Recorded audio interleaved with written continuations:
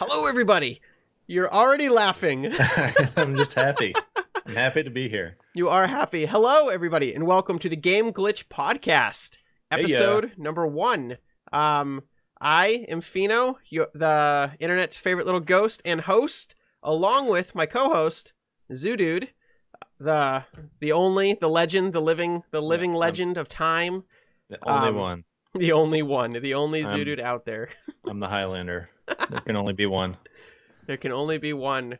Hello, everybody. Yeah. This is the Game Glitch Podcast, episode number 1, and we are here today to talk about video games, a little bit about us, things in the news pertaining to video games, and the games we've been playing. So, to start off... Sounds like a good time. Doesn't it? It sounds like a really good time. Yeah. To start off, we're going to introduce ourselves a little bit. This is the first podcast. We want you guys to get to know us a little bit and our gaming background, who we are, what we like, and stuff like that before we jump into our docket. So, Zudood, who the hell are you? Who the hell is Zudood? Well, he's this guy. I'm pretty much just a nobody casual gamer. Games I like to play recently. Is that allowed? That's not allowed. That's for me only. I can only call myself that. So type of games I play. Lately, it's mostly been fighting games, but I do have a long history with like RPGs. That was mainly what I played for like since I was like 10 or 12. I think I just played nothing but RPGs for the most part. They made video games 100 years ago? Yeah, the first ones ever. We made them in stone and wood. Dick. Interesting, though. I did start out playing fighting games when I was a wee lad with like the first Mortal Kombat and Street Fighter. And then a little game called Final Fantasy VII came about, and that steered my path towards that. I try to play a decent variety, but it always seems to fall into those kind of categories, except when I play games with Fino. He kind of has me play different games that I don't think I'd ever play on my own. So yeah, I'm already flubbing up words on the first fucking podcast. This is awesome. I'm nervous. I don't know what to say. Nervous? Yeah. You just gotta, to stop the nerves, you just gotta go like this. That's all you gotta do. You gotta do like the Hillary shake. That's the thing, right? The Hillary shimmy. So, on that note, Fino, what type of games do you like to play? I play... And who the hell are you? I will have you know, I play all kinds of things. I am Fino. I run a fairly small YouTube channel on YouTube, obviously, where I play all kinds of games. Slime Rancher. You almost said crap. Sometimes. Yeah. That game called Prey pops into mind whenever you say crap. Oh my God. So I like RPGs. I like card games. I think I think card games is kind of your thing. My preferred type of game would be anything that is I want to say turn-based, strategy-oriented kind of stuff. So card games obviously fit right into that. RPGs, I like tactics games and stuff like that. And then I also jump out of like my comfort zone a little bit and I play wacky shit like Don't Starve, which is a game that is just completely out there. Terraria, any platformer. It's pretty much just a whole other world to me. That freaking moth still made it in here. And so I killed it too. It's dead. I murdered a moth on podcast 1. And like I also really enjoy first-person shooters, and I'll play pretty much anything, and you'll know within 3 or so episodes whether or not I hate your game or if I love your game. I do think, since this is the first podcast, we need to get the elephant out of the room, or talk about the elephant in the room, however that saying goes. We fucking despise Overwatch. So wow, you're jumping right in on that one. I think we just need to get that out there that, hey, we have the general consensus of like, if you like a game, that's cool. You know, if you like flawed games, I play games that have some very apparent flaws, are not balanced, but I still have fun. So I get it. But don't be bringing that Overwatch is the best game ever shit over here because we just don't. Just keep to yourself. We really don't like it. Um, it'll come out, so just fair warning. We really don't like that game. So Zudood's a if you're little still more here- sour on it than I am. I think am. it's a junk game, but I don't detest it to the point that I think it should be annihilated. It's a piece of shit. But we talk about a lot of fun games on here. We do. So yeah, that's kind of us. I've been personally playing video games not since I was 12. Well, probably since before I was 12. Because I didn't have to wait for them to be invented before I was able to play them. I did the math, dude. I think I've been playing since I was like 4 or 5. 4 or 5. Wow. I probably picked my first game up when I was, I want to say 9. I want to say 9 years old. Yeah. I think because I remember going over to people's houses and they had like the original Nintendo. And that was just like the greatest thing ever. And that was like, and I want to say the first system I got was the original Game Boy, the big gray monster with the green screen. I had that. Yeah. And then I think I got the SNES quickly after that. But did you ever have a Game Boy SP? Do you remember the Game Boy SP? Yes. I don't think I did. I think the SP stood for Super Pocket. It was like that little square, and it like it's the original clamshell one. No. Right? Was it the original clamshell? Maybe it was. Hold on. We're gonna I don't know what the order was. I do know it was a clamshell. It would close. Yeah. But I don't know if it was it was the clamshell. It was like a little square. Yeah, it was a very square. That's the only one I don't think I got. Because I remember I got the original. Then they had the Pocket. Yep. Which was tiny. Then they had the Color, which was like the same size as the Pocket, but in color.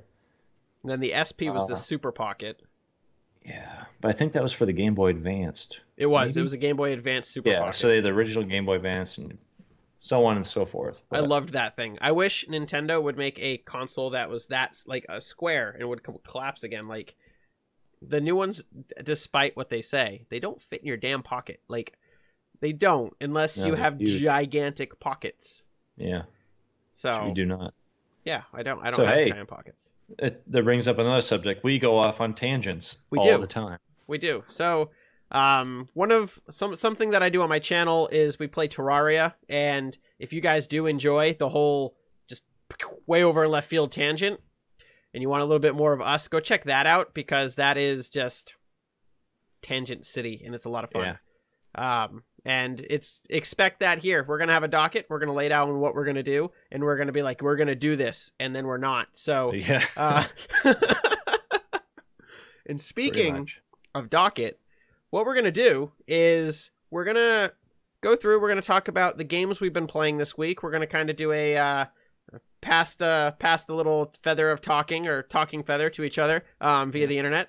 And yes, that sounded it didn't sound as lame in my head. Okay. Sorry. You could stop looking at me like that. Just don't look at the camera. It really freaks me out. And so we're going to talk about the games we've been playing. Then we're going to move on into our news segment where Zudood goes through and gathers a few news articles from the week. And we're going to discuss not even so much always the actual news in the article, but sometimes just the context and some of the subject matter within the articles. And then we're going to move right on into a horrendous shilling section where we talk about where you can find us and what we do on the internet and all of that fun stuff. And starting next week, if you guys are great in the comment section down below, we're going to have a new little thing where we're going to answer a question every week that you guys pop down there. So please feel free to put a question down in the comment section below by the end of this video. And just let us know that you want it to be a question that we might answer in the next week's podcast or a podcast down the road. It's not a guarantee, so don't get all cranky or sad if we don't, answer your question. If you ask me something that's incredibly awful, I'm probably not going to answer the question. Yeah. I'll probably just block you, to be perfectly honest. I'll answer it. I'm not afraid. I'll answer it. Give me whatever you want. Right. So, on that note, we're going to kick right off into the Game Glitch podcast. And Zudood, what have you been playing this week? So, as this is the first episode ever, I think I'll start out with one of my staples that I've been playing, and that would be Injustice 2. I haven't played it much recently. I've actually been on kind of like a little hiatus from fighting games. I've just been messing around with other stuff, but I'm getting ready to get back into it. The next DLC character, Black Manta, is coming out soon, so pretty hyped up for that. Just a solid game. It definitely has some flaw. Don't do that. Stop looking at the camera. Definitely pretty flawed. I wouldn't say unbalanced, but there are definitely certain characters and tactics that are just very strong, and they're pretty annoying to fight against. But overall, it's fun. I think it has the perfect mix of, if you want to just do single player stuff, there's plenty of that. The online's great. It probably has one of the best netcodes for a fighting game out there. So, even if your internet connection's not stellar, you can usually get some really good matches. And the community's active, not really too negative, which is kind of a surprise. Usually fighting games, people can get pretty salty, as they say. No way. Yeah. Salt on the internet. Injustice is pretty good. And it's DC characters, so it just makes it fun. I mean, who doesn't like being Batman or Superman and beating the shit out of people? Who's your favorite character? To play, or just who's your favorite character to play, and then who's your favorite character in general that's currently in the game? All right. So right now, my favorite character to play is probably Scarecrow. He's a lot of fun. That makes a lot of sense. He looks super cool. Have you ever seen pictures of him? Basically, I'm going to give you a spoiler, but the game's been out for 4 months, or 3 or something. So, fuck you if you don't know yet. But let me guess, he's a scarecrow.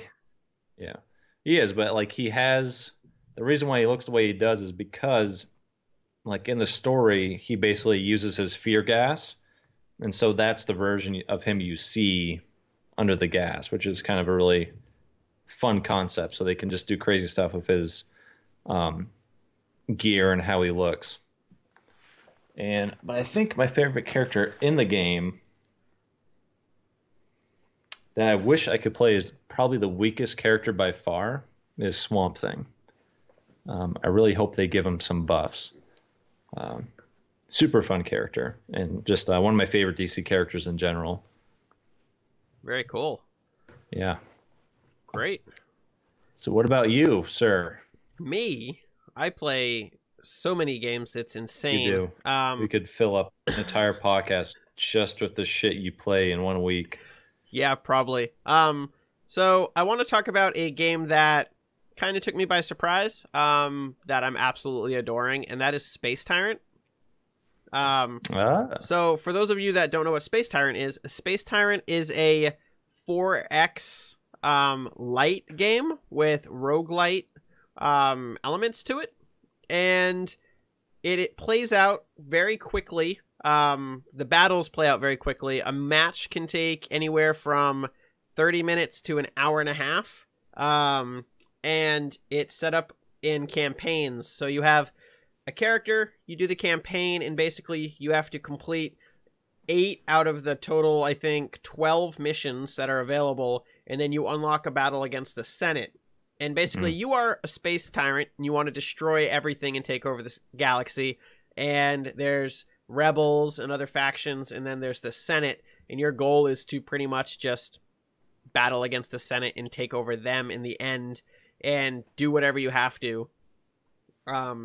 And I haven't played a lot of 4X games. They're kind of like they're like the level above what I enjoy playing, where like they take so much time, they take a lot of thinking, and they tend to be very slow but very fun. And this is very quick. It's very easy. There's a lot of clicking, and it makes it interactive, so you're not just sitting there watching the battles play out. You customize your ships. You get cards that allow you to do different things when you're running around and jumping from planet to planet and conquering stuff. You can build up multiple fleets and just wreck face. It's spectacular. It's in early access on Steam right now. Of course And it is. Yep. And it's got a full-fledged, there's 2 full available campaigns in the game currently, and there's a third one on the way. And the game could have been released. There's no reason why it couldn't have been. They opted, from what I can tell, to go into early access just to get enough money to continue developing the third class and obviously test it out on a wider scale.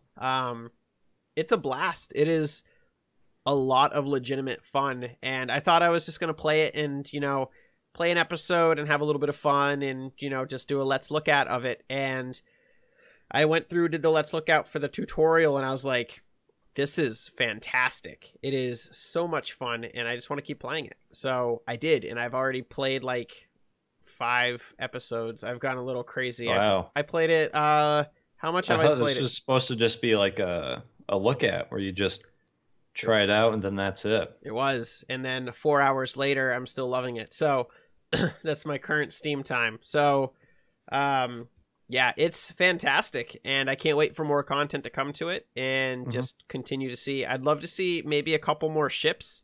But just the way it plays out, there's gear. So as you progress through a campaign, you unlock different quests. And then you're doing the different quests in the different planet area systems, which unlock different gear and upgrades for your commander. And you just become more and more powerful as you continue to dominate. All of the quests are on a 1 to 5 star difficulty level. And you can kind of choose what you want to do based off of the rewards. Or if you just want really simple and you want to blast through it, you can do all simple stuff. So it's very flexible. It's very fun. The let's look at went up, I think, yesterday, and yeah, it's been great, and I can't wait to play it some more. And so yeah, I highly recommend giving it a look. Check out a video on YouTube. Watch somebody play it on Twitch. It's over there as well right now. It's great. So yeah, it's good. What else? What else have you been playing there, Zudood?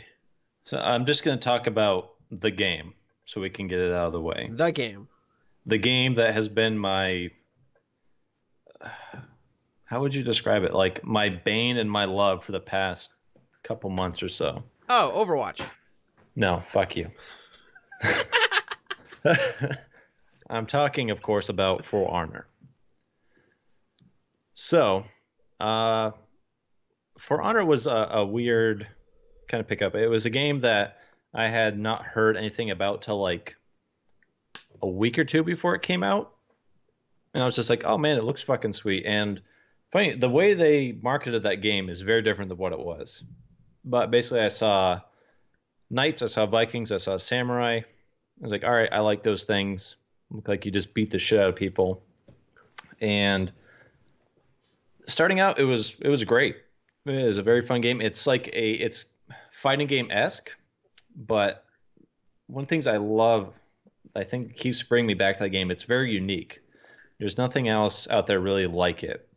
It is made by Ubisoft, so they just kind of been fucking that game over, which I think is one of its biggest flaws, is that Ubisoft is behind it.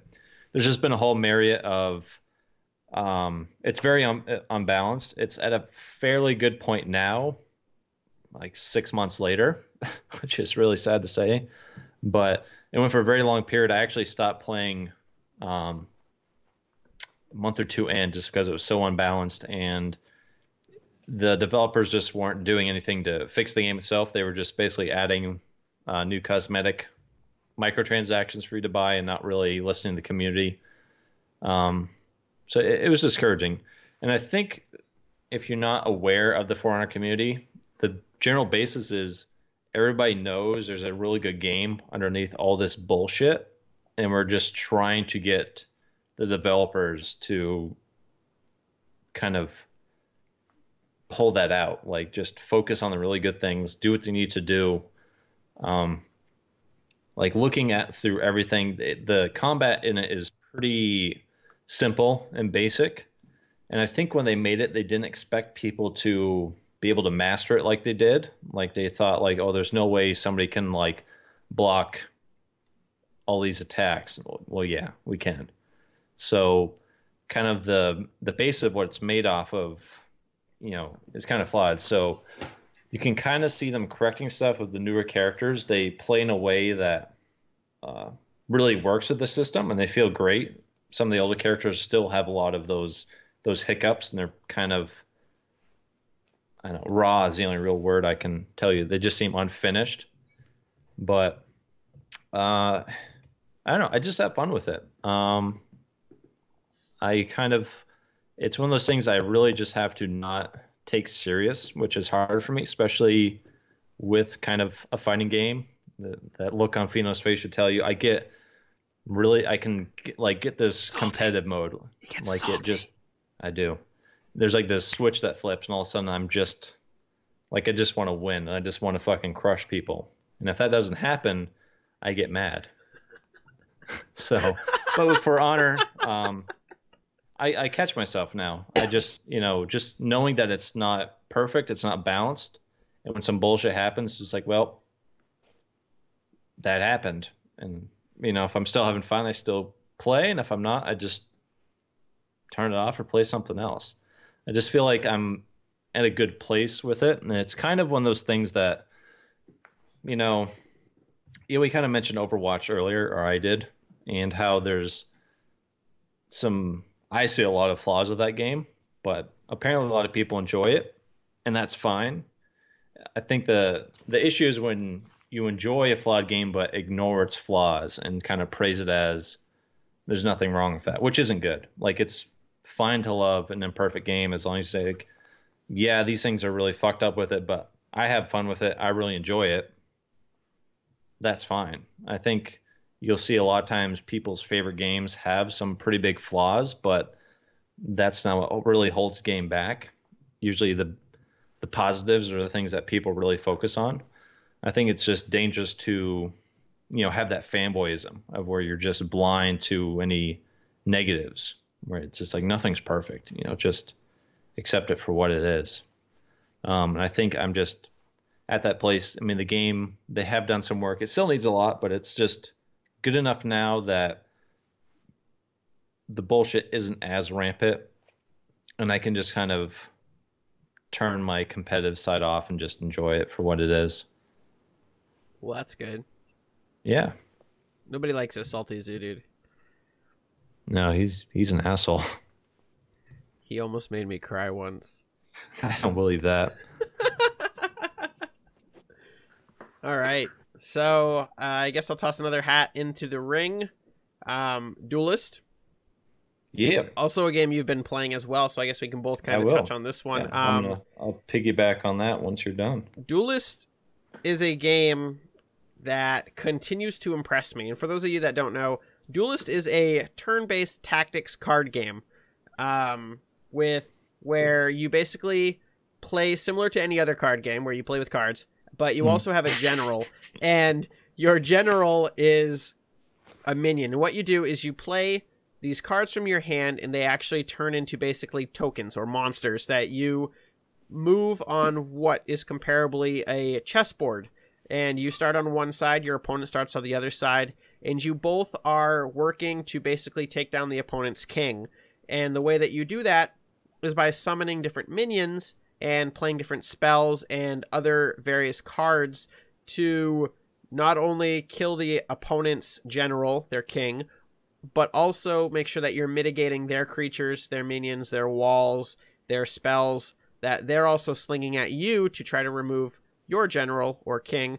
And what it turns into is this very fluid, very well-paced, completely and totally unbalanced yet balanced chaotic mess that is so much fun to just kind of fall into and get lost in the clock ticking on by. The matches vary from anywhere from 5 to 15 minutes, which is like the perfect sweet spot for, I think, any multiplayer styled game that isn't Rocket League.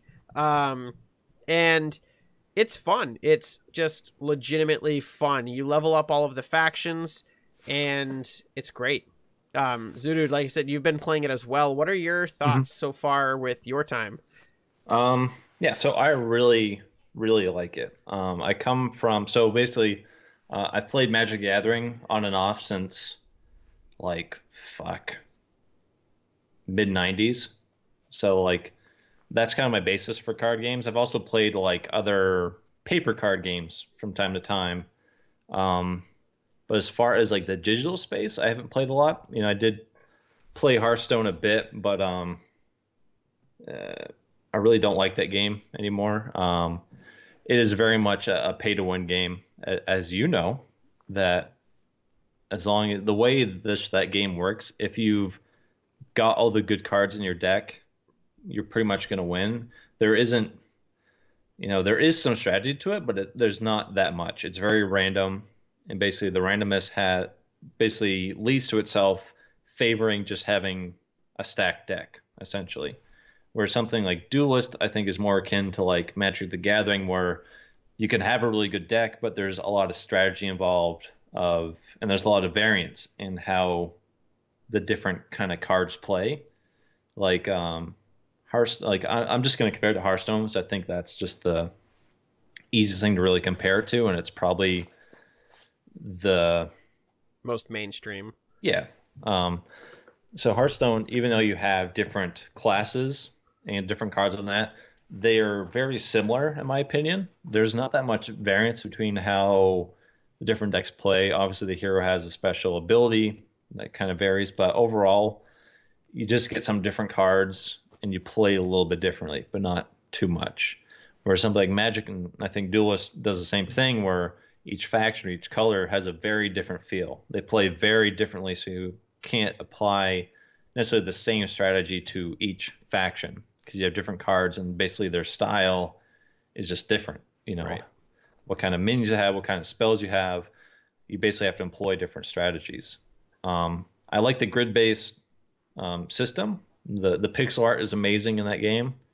It's a lot of it looks great. Um, like I've just been playing with nothing but the basic deck, and I'm still super low ranked, but like I feel the basic since that's like the strategy is such a key role in that. I think even if you don't have the best deck, you can still win just by having superior tactics. Always a little luck has to be a factor of it, but just knowing the game, knowing what to do will help you more than just having good cards. Right. And a huge factor of it is it's so the to buy cards or the packs or the orbs that they call it is like so much cheaper than Hearthstone or Gwent or a lot of these other ones that I don't feel pressured to buy it, but I also don't feel like I'm gonna get ripped off. I feel like you could spend like $5 or $10 or whatever it is and get some good value because it's basically a buck a pack versus two or three. I forget what Hearthstone and Gwent are. I think Hearthstone Gwent's is a like dollar fifty a pack. I thought it was like two. It's Like it was 199 for I'm pretty sure it's 300 gold for it's 299 for 2 packs. And then it yeah. slowly gets Okay, that sounds progressively right. better till it's 60 packs for $50 is the best Yeah. So that's value. right around there. And Gwent was super expensive, wasn't it? It Gwent was like matches Hearthstone's business model.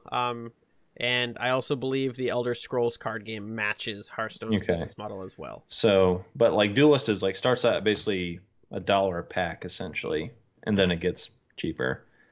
Um, I don't know. I just think the system is a little bit better. I don't feel as forced to buy as many, and you get a decent amount of gold just by playing the game and doing the daily rewards. So I haven't felt the pressure to get any packs yet, but I think I'm going to. I just think they have a better system. It's more rewarding Right. I from think a free to play standpoint. one of my subscribers told me I think it's either 9 to 11 orbs that you get a week just from doing the quests and fighting the boss. So Yeah, that's, roughly 10 a week. It might be more that's really good. just I from mean, playing the obviously, game. if you play a shitload, then obviously you're gonna get a little more gold. But That's really good. Yeah. That's a little over a pack a day. And you also have depending on which kit of orbs you purchase, you have a far higher legendary drop rate than Hearthstone. Hearthstone is like 1 in 20, which is not great. And Duelist sits at 1 for 5, which is my first 4 packs. Better. I got 3 Damn. legendaries. Yeah, I opened 50. I think I opened up 50, and I got 18. yeah. So it's Again, it great. doesn't seem like they're trying to screw you into just buying a shitload of packs. They're just like, all right, they're in there, like the odds are just good, and you're just gonna get it eventually. Right.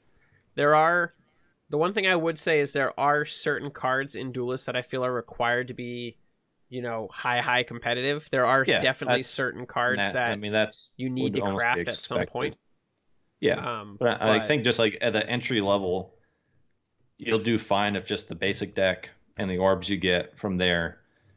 And again, being a free-to-play game, like it just doesn't cost you anything but your time and a little bandwidth. So or a little of your money.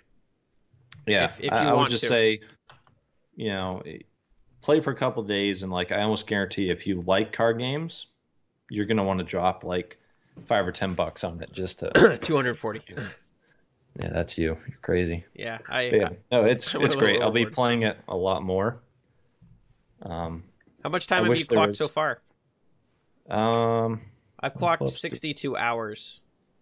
Jesus. I don't think I have that much. I'd hope not. You just downloaded. I don't think it's that many. 2. 2. So, yeah, that's a Friday night special on my channel. And yeah, the game it's legitimately a great game, and you can tell that the developers cared when they were putting it together. Yeah. I believe the devs are Counterplay, I believe. Right. And like you just get the feel games, yep. It's like the best example of what a free-to-play game should be, where obviously they make their money off you buying orbs, but they're not gouging you, they're not forcing you into buying it. It's just you make like a solid game that's rewarding enough to be free-to-play that you feel good about just dropping a couple bucks or a shitload, whatever it is, and minus like crates. You get your money's worth. Keep your crates out of my damn games. Duelist, why are they there? I still that's a little do not understand why the crates are there. They drive me absolutely nuts. I don't know. They're cramming. Everybody's cramming crates into their shit now. So yeah. I guess I'll spit out another one. Yeah. Slime Rancher. I wrapped it up this week. Final episode's going to go up on Friday.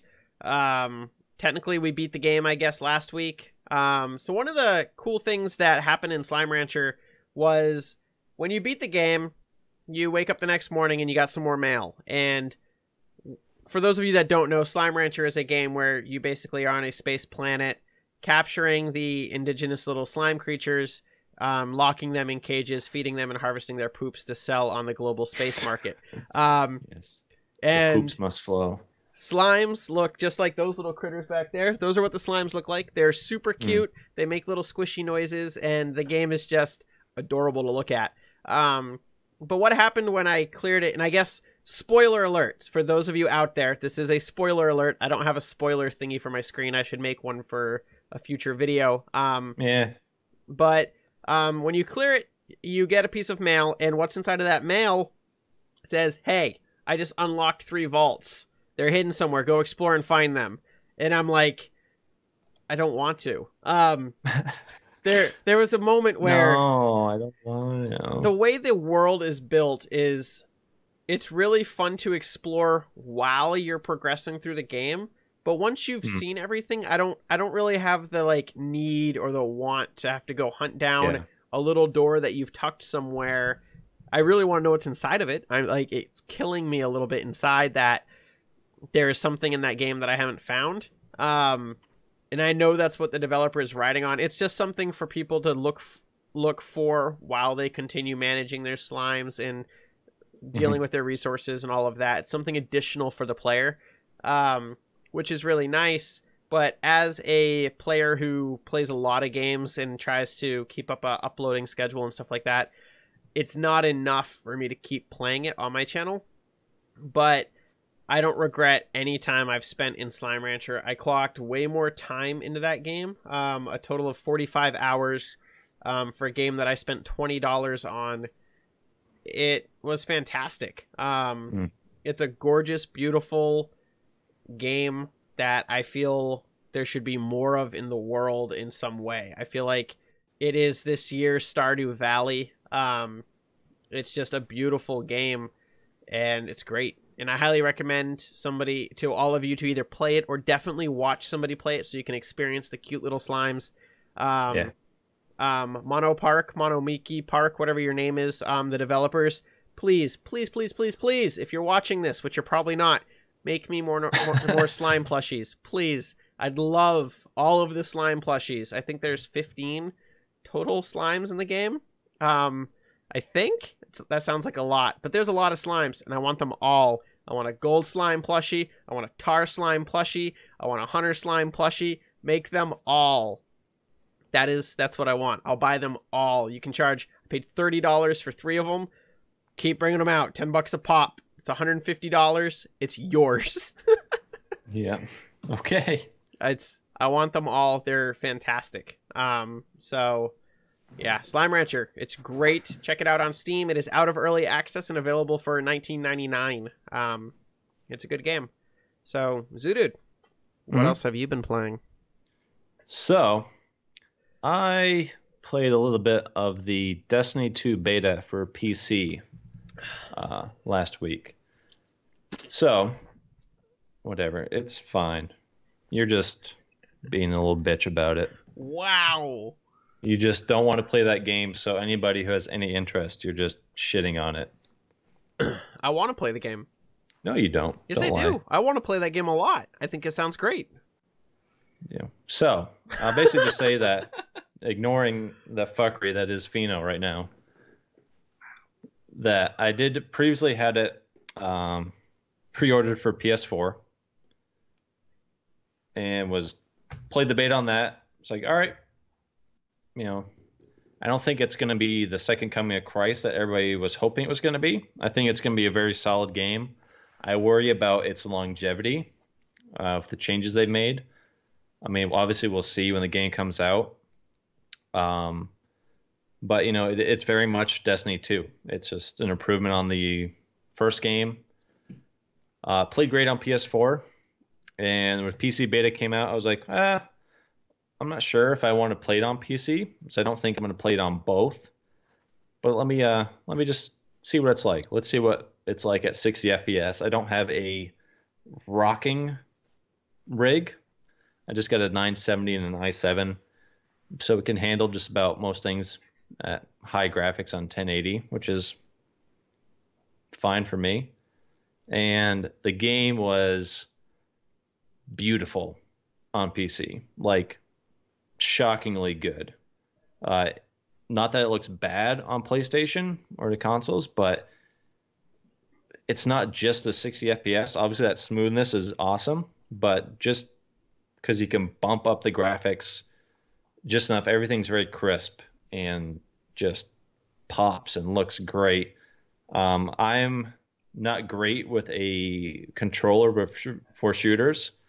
Destiny's pretty much been, with the exception of like Modern Warfare 2, Destiny's been pretty much the only shooter I've played with a controller on a console. Other than that, it's always been mouse and keyboard. So I was very comfortable with that. So that just felt good to me. It does have full controller support on PC, which is amazing. But I just had so much more fun on PC that I canceled my console version, and I'm just going to wait until the middle of October for it to come out there and just play it there. I thought about just playing it on PlayStation first, but I don't want to. I'm worried about, again, like the amount of stuff in the game. Like, I don't know if I'm going to want to go through everything again on PC, even though it's a better version. So I'm just like, I'd rather just have my first experience just be on what I want and experience it that way. But question. Yeah, I mean, yes. When does it come out on PC? I think October 24th. I want to say it's kind of middle late October. So you have this perception that I don't want to play Destiny. Because you said that you're just like I've heard you in fucking person say, I don't even think I'm gonna play the game. Right. But I want to.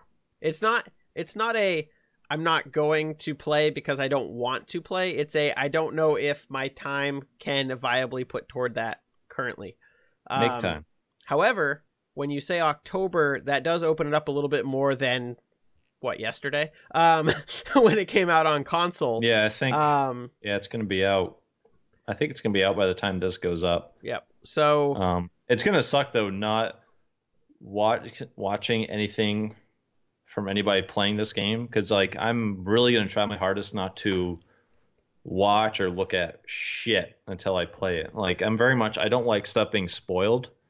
I like to experience things myself and then go back and watch what are people like. The only time I watch like a let's play is it's a game that I'm not gonna play myself where I'm on the fence and I'll watch enough. Like I did that with like you with like Horizon Zero Dawn and Slime Rancher, where I was like, I don't know if I'd really want to pick up this.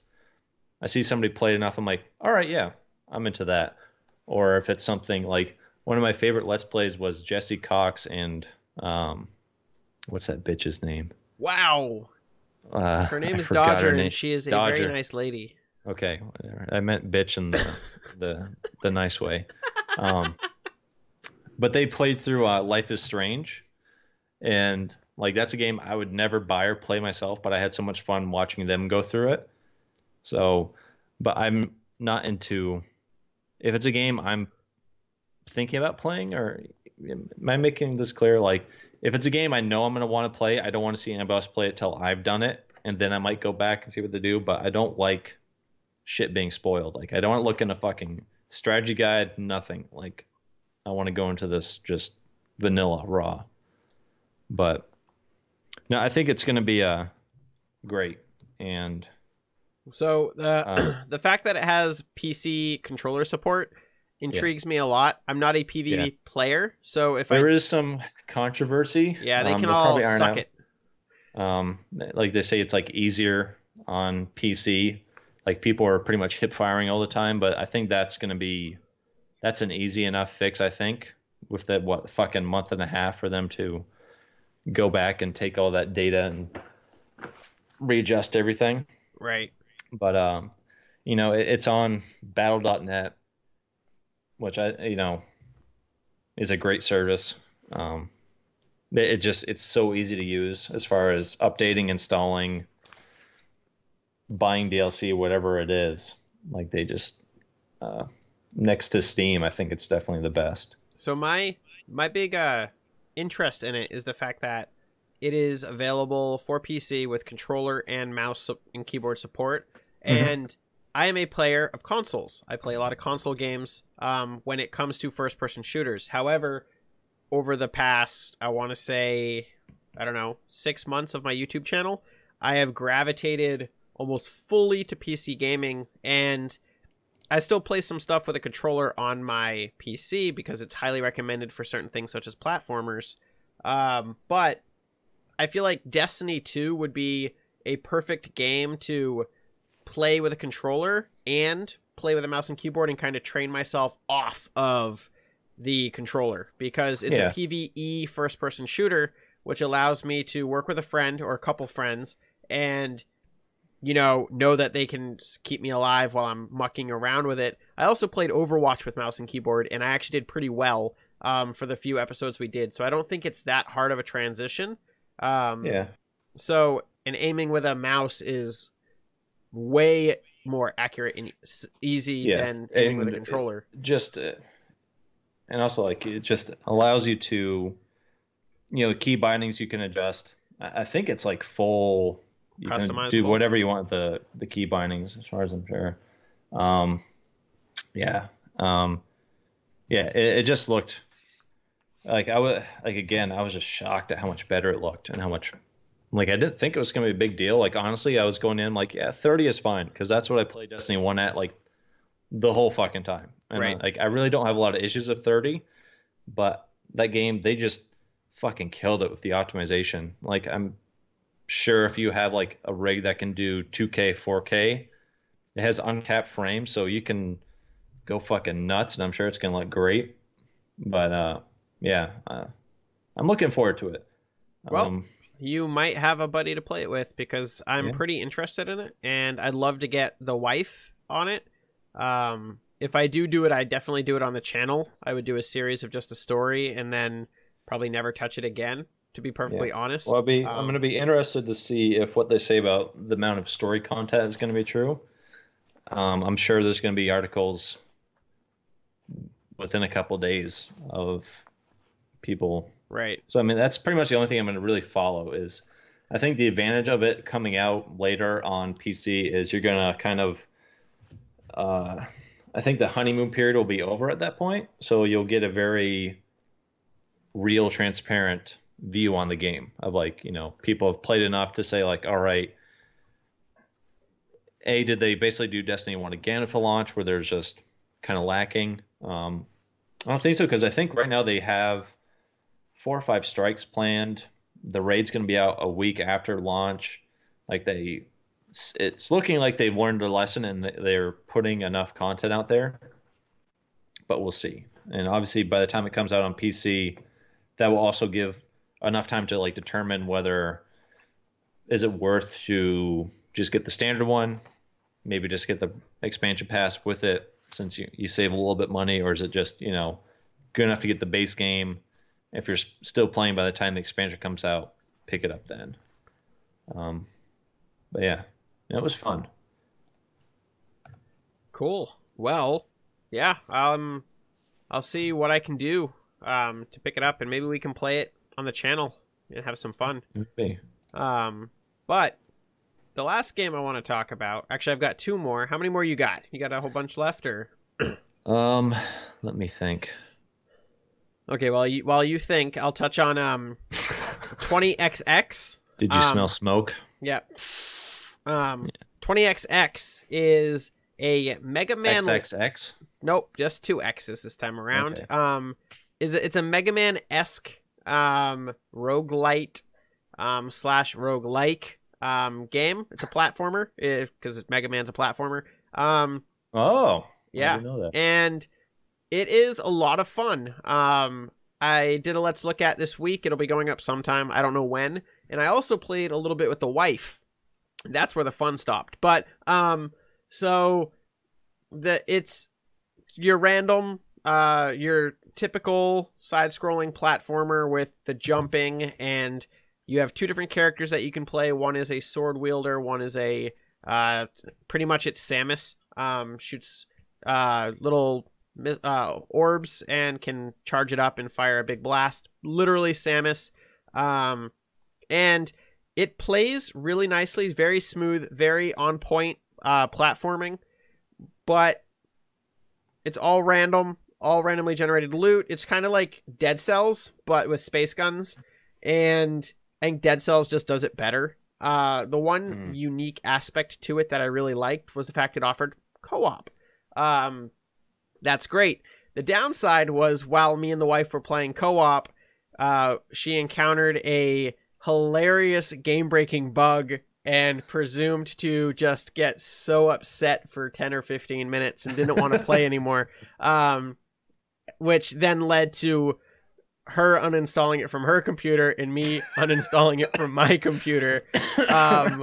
And that video is going to go up this week, and you can just feel her contention for the game slowly building to the point where the game is just like glitched, kicks her out, but she's still in my game, and she ends up at some point literally just jumping from this room into another room and randomly on the map and just sprinting back and forth. No control input available to her. The worst bug in the world. She then leaves my game that we were playing together, and I make it all the way to the boss door, and I'm like, great, I'm just going to go fight the boss, and then we'll regroup and we'll play some more. Yeah. The lobby did not recognize her as leaving my group yet, so I could not get through the damn door to fight the boss. Nice. So I left the lobby, and what that did was I actually just jumped off the edge or died, and it then zoomed in on her character who was floating in the air, stuck, and could not do anything. It's amazing. The game I believe has been released. It is I don't know, it's not on my thing anymore. I believe it's released, but the co-op online is still being worked on. The netcode is still being edited and stuff like that. So they tell you point blank, you may experience issues. Please be warned when trying to play online. So I was aware we might experience some Did the wife technical not hiccups. read that message? I think she knew what we were getting into, but I don't. You get a lot of warnings when you play video games, and Yeah. I think when the warning actually happens, it's that moment of, well, this is stupid, and Right. she didn't like the game anyway. She just didn't feel it. She wasn't having fun with the platforming. She was dying a lot. She hit a spot that she literally just could not get past, and anybody has been in that moment who plays games where when you hit a spot in a game that you just cannot get past, especially when you play it with somebody else who's past it and waiting on you, it really sucks. And it's a really, really, I enjoyed it. I had a blast during the video, Yeah. and yeah, it was a lot of fun. It does suck that we had the issue. I was looking forward to playing it a little bit longer. But it's now Steam credit. So, yep. Hooray. So, yeah, it's fun. I'd highly recommend anybody who's looking for a Mega Man. It's the best Mega Man game that I've ever played, and I never played any Mega Man games. That was just a stupid statement you just said. But all of the reviews say that if you were excited for Mighty Number 9, which was supposed to be a piece of shit, it was apparently. supposed to be the Mega Man like coming of Christ. It was made by like the fucking people, like the guy who made Mega Man. Right. And they fucked it up really badly.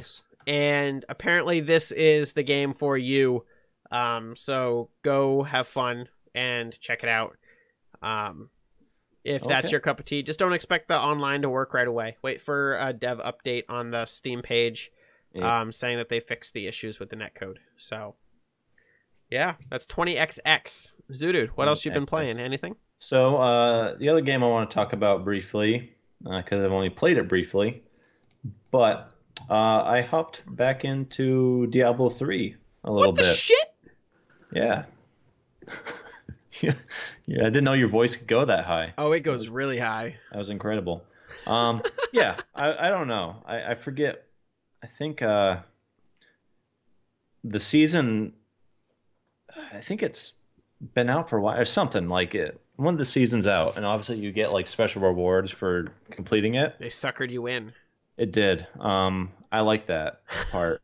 But obviously I'm playing the Necromancer again, and I'm super low level, but it's just so apparent that they designed that class so well. Like everything works on it, everything's fun.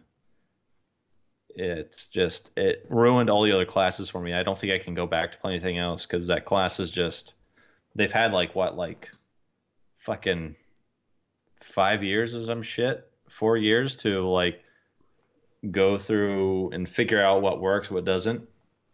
Yeah, I think I'm only maybe gonna play it enough to get like the pet and special things for the season, and then I'll probably lose interest again. The seasons help because they have just all those little cookies that you can keep getting, special titles and stuff. But so those of you who don't know, when the Necromancer was released, myself, Pheno, and our buddy Disaster Dave. Did he ever play with us? Was it? He did. I think time? he showed up for 3 episodes. Or something. Whatever. He didn't last long. But title of a sex tape. When it came out, we played through and we had so much fun the first couple of nights, and then it really teetered off just because I think all of us have played so much Diablo 3 that get to that point where we're just like, oh yeah, it's this shit again. It's very monotonous. They don't do it. They've worked really hard to try to make it fun for long term, give you stuff to work towards, but when the game wasn't designed with that in mind at the beginning, it's hard to kind of retrofit it in. Granted, from where that game was when it came out with the fucking real money auction house and all that bullshit to where it is now, it's basically two different games. And the version is now it's solid. It might be the last really good Blizzard game well, not good, but last decent Blizzard game they've made. That and maybe StarCraft 2. Everything else has been shit. I would contest that. I think Heroes of the Storm is a pretty well designed game. I just don't think it's my cup of tea, or probably your cup of tea. I do think it's well designed. I do want to. I've been wanting to hop back in just because they have one of my favorite Warcraft characters ever as a hero now. So I really want to try him. So if you wanted to hop back in and like, I've only played it for a little. My fear is typically when I play a game, I play it for my channel, and you know that, Zudood. Most of what I do does go onto the channel. My concern is when you dive into a MOBA, such as Heroes of the Storm, Dota, or League of Legends, you ultimately, no matter what, are going to people are going to find you playing that game, and they are going to shit all over everything. Even if you say all through the video, hey, I've never played this game, let's muck around and have a good time playing Heroes of the Storm. Those games are toxic. MOBA communities are toxic. They are the most toxic communities out there. So as much as fun as I think it would be to be like, hey, Zudood, why don't we just go muck around on Heroes of the Storm? There's actually a bunch of new heroes that I... Yeah, Ragnaros just got added. They've got a whole Zul'jin is one of my... Oh, fuck, dude. We're going to have to hop in. We may not have to put it up. That's like... But I think we should try it. Uninjecting the crack from my arm by saying don't put it up. We can, it's not like we ever recorded us playing Overwatch. That never... We did. I have footage still on my hard drive. Yeah, it never happened. It happened. I don't know. Well, we can talk about it. Let us know. Like, you think we should try it? I'd be more interested. We could just do it as a let's look at. That would be something that we could do. And then that way it's not a dedicated series. You're not saying I'm going to be doing this. Yeah, because, I mean, we're going to start at such a shitty point in ladder. The game does have a ladder system, right? So it's going to pair you with people of your skill. So we're going to be playing with people who were, just had their 13th birthday. I played it kind of fuck. It was right around the time before Fallout 4 got released. So that's what, 2 years ago? 1.5? Yeah, I want to say a year and a... no, it had to have at least been 2 years ago. Yeah. So that's the last time I played, and I didn't have fun by myself, but when I at least had one person to play with and to do stuff with, I had an all right time, because you can just turn off the chat, whatever, and not worry about other people. So my concern, especially with playing it with you, is the fear of suddenly becoming ass, and my comment section being there yelling at me while I'm playing the game. I don't think so. I think if we go in with the right attitude, and I think as long as we respect it, you know what I mean? Not like just, you do that thing where you're bad at the game and you're like, oh, this game's a piece of shit. I think as long as we say, we have a good time, that at the end give, a legitimate criticism, I think that'll be fine. I'm very curious to see what it's like after a year and a half of balance and changes, to see how it plays. I do watch whenever Jesse Cox or Sinvicta. They play it every once in a while with Mathis as well. I like watching them play it. It's a very interesting game to watch. It's a lot of fun. They don't take it seriously at all. I think that's going to be the key, is not to take it seriously. I don't know if I could take a MOBA seriously. I don't think I could take Heroes of the Storm seriously, because Blizzard wants to, and I find that hilarious. Right. Yeah. I don't understand how you can have a game that literally has Tracer in it, and fuck, I love the art style though of this game. Yeah, it's a pretty game, and I don't know. I don't think it's everything that that game It's no. is cracked up to be, but I do think it could be fun to potentially give it a shot. So I think we should do it. And on that note, so talking about D3, I know I mentioned to you before, and I think I'm going to put you on the spot for the first time maybe again about trying out Path of Exile and going through that together. yeah, Because Pheno, that is, why don't we play Destiny? I Here, have 10 other games to play with me before that like comes out. Destiny's out for a while, and like again, I think last time I played Path of Exile was like again a year or more ago. So this is And they've where my constantly argument been for changing it. having a separate channel for my collab stuff is like one of those arguments that I'm going to continue to make until somebody agrees that it's a good idea. I mean, you can do whatever the fuck you want to do. I just think it's stupid. So many shots fired. Just so many right No, there. It's just not a smart thing to do. I think that there's some logic to it. A, it's going to be a spot where you can get a lot of promotion, specifically. For Not doing anything on YouTube anymore. But you would be, because you just said, we're playing Terraria. Let's go play Heroes of the Storm. Hey, why don't we go play a whole Path of Exile series? Yeah, you have not cut yourself. You haven't cut yourself from buddy. YouTube. I am your crack, and you are using me to. I am the pipe that you are using to smoke your crack, sir. That is my analogy for what is going down, and you love it. Well, then forget it. I don't want to play any of those games. No! Don't leave me. No, I need you. It's not going to happen. You know, I think Heroes of the Storm would be play great. it that way. But Path of Exile is a time sink and a half. I don't know. It is. I don't know if I can commit to that. We already played Terraria, and I think. Well, we spent 10 hours digging. I think if we get to the point of Terraria where we're just kind of bored and not into it, we should try out Path of Exile. Because again, it's free to play. It is. So it's not going to cost you anything to hop in and try it out. I'm intrigued by Path of Exile because I haven't played it. It's fucking good. It really is it's developers who they basically just love Diablo 2 and said, all right, let's make a better version of Diablo 2, and they've continuously built on it. I'm so out of the loop. I don't know. It was getting to a point where for a very long time, Path of Exile was like, it's a very difficult game. So it's hard to get into. Like, doesn't hold your hand like Diablo 3 does. It's like you can die from the very first boss, like a minute in, if like you're just being stupid. You can die in the first zone.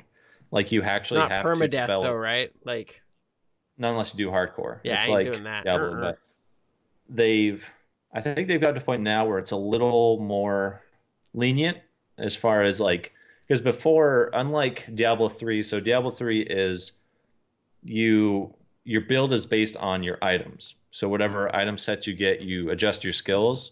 Path of Exile is the opposite. You kind of go in, you're like, all right, I want to do this type of build, and then you find items that benefit it that way. It is Final Fantasy X sphere grid, right? Yeah, For its basically. skill tree. So you move around. So that was real intimidating. I think they've made it a little bit easier, but before that's where like basically like before like you'd do a couple characters, make a bunch of mistakes, and then go, okay, now I understand how to build something.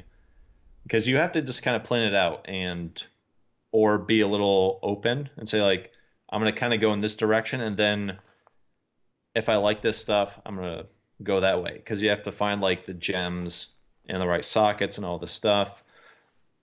But they've made it so now there's like class specializations. So it's a little more lenient. I don't know how easy it is now to just hop in, but they've done a really good job at continually updating the game, adding stuff in. Last I knew, I think they added a whole bunch of acts because before. Yeah, I think they're up to 6. I'll have to check. Yeah, because before there was 3 and I think 4 last time I played, and it was like old school Diablo where you do normal, you do basically Nightmare, which they called something else, and then Hell mode, which is the hardest, and then that's where you go.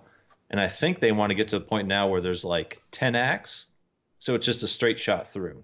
So once you get to Act 10 or whatever, that's the end game. You don't play through the same stuff over again, which is a really interesting idea. The amount of time people put into this game. It's fucking crazy. Review number 2, 2,322 hours. Think about that, dude. It's it's a really, really good game. Again, it's made by people who love it. And the free to play model is awesome.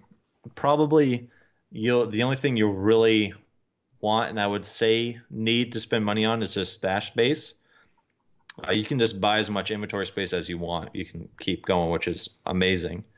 Then everything else is just cosmetic. There's no pay to win shit. I don't really consider stash space pay to win because they're.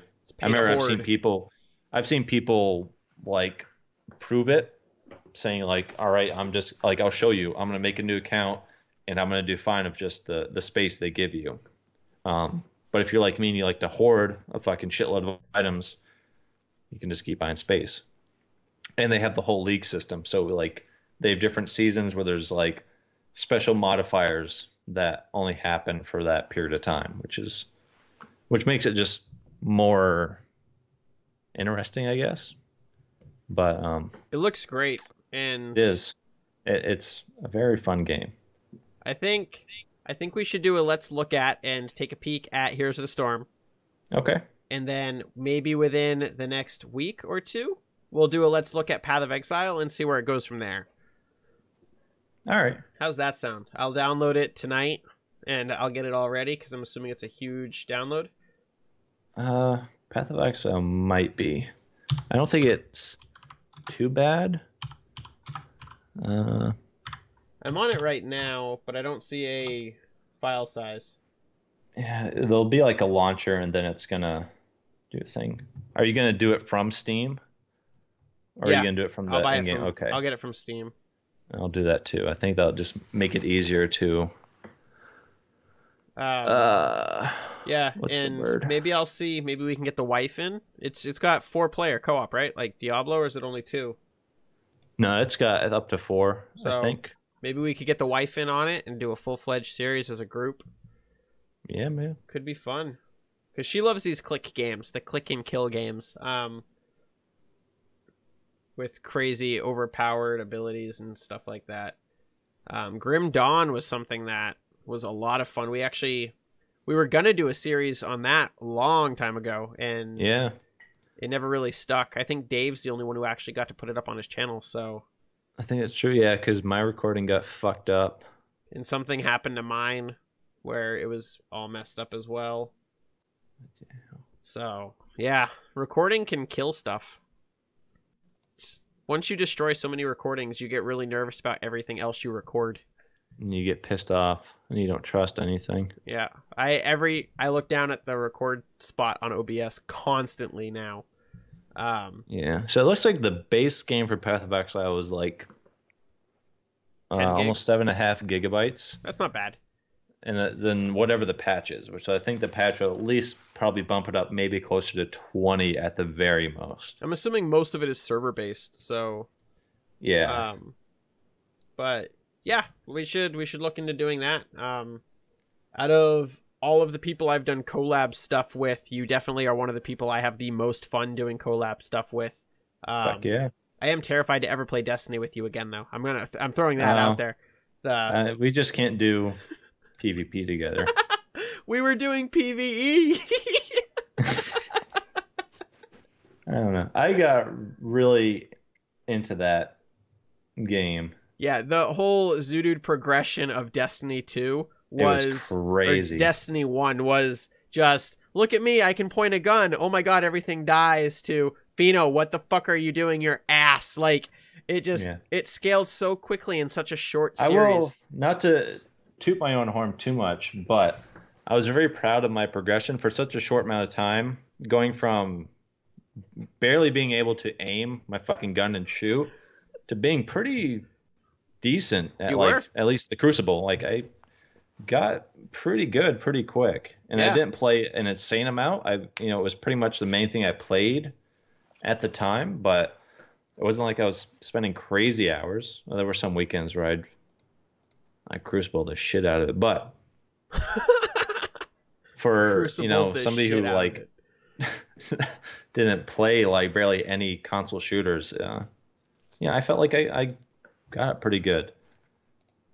Yeah, But again, that was just because I got the best version of Destiny ever.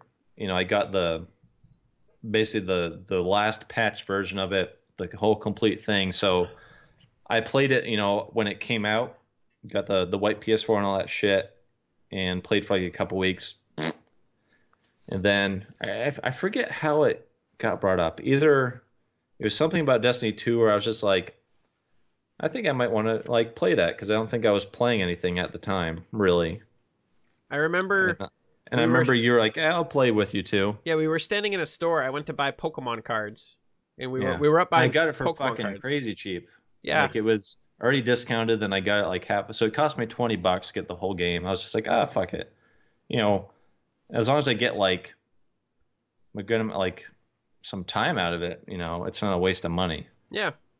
And yeah, I burned through like almost 3 years worth of Destiny content in like 3 months, and I was just like fucking overloaded. And I got so basically like the path was like got Destiny, got really into it, like got the full crack hit off of it, and then Destiny 2, like the launch thing dropped, and that just like I was like just chasing the dragon. I was in such like a just Destiny fury that I just couldn't see out of it. And then you have a problem with a game when Dave hops on the same hook as you. That's like the guideline I've always used when I play games. Like Final Fantasy, I knew I had a problem because I played and was as into that game as Dave, and then he dropped off of it before I did.